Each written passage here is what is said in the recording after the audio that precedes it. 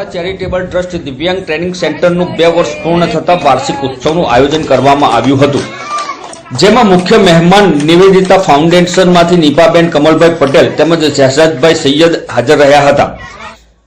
Ayesha charitable ટ્રસ્ટના પ્રમુખ Munabhai Vora, trustee Najmaben Vora, Ayubbhai Vora તેમજ દિવ્યાંગ બાળકોના સ્પેશિયલ એજ્યુકેટેડ તેમજ દિવ્યાંગ બાળકો અને તેમના વાલીઓ હાજર રહ્યા હતા। સાથે સાથે કાર્યક્રમમાં નીપાબેન પટેલ દ્વારા આયશા ચેરિટેબલ ટ્રસ્ટની તમામ બાળકીઓને કપડાનું વિતરણ કરવામાં આવ્યું હતું।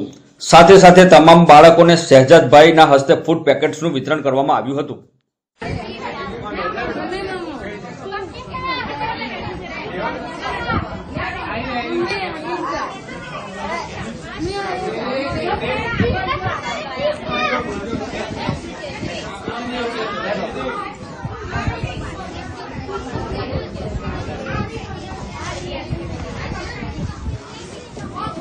बेटा बेटा